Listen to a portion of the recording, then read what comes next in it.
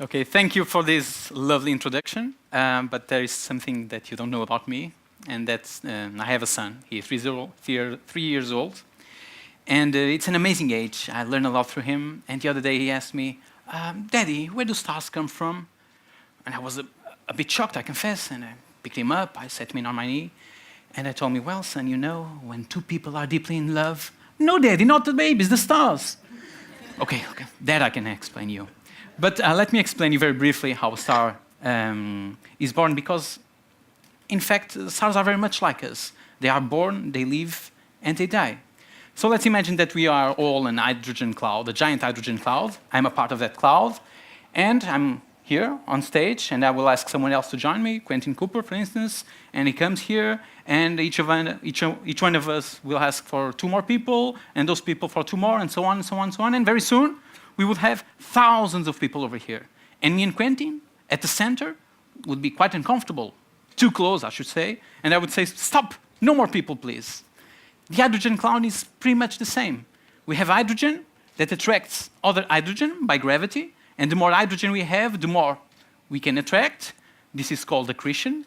And at some point, the temperature is so high, the pressure is so extraordinary, that the hydrogen collides.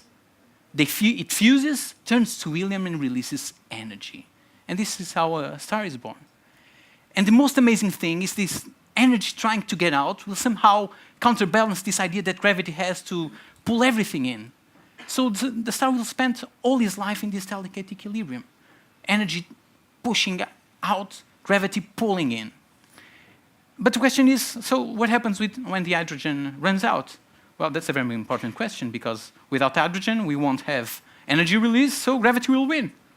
And in fact, it does. So gravity will start once again to collapse the center of the star. We'll take up helium, fuse it, and turn it into carbon. And a new equilibrium is achieved by the star. And later on, you pick up, when the helium runs out, you pick up the helium and turns it to carbon. And the carbon into nitrogen. And the nitrogen into oxygen. And if you remember the periodic table of elements, you don't? Okay, so if you don't, here it is. If you know the periodic table of elements, you see that the star is making all the elements we know. The elements that make the air that I breathe, my lungs, my heart, my brains, were all made inside the stars. So you see, the stars are very much like us. They are born, they live, and they die. But in fact, we are much like the stars. We were made inside the stars. We are all made of stars. Isn't that amazing? Thank you.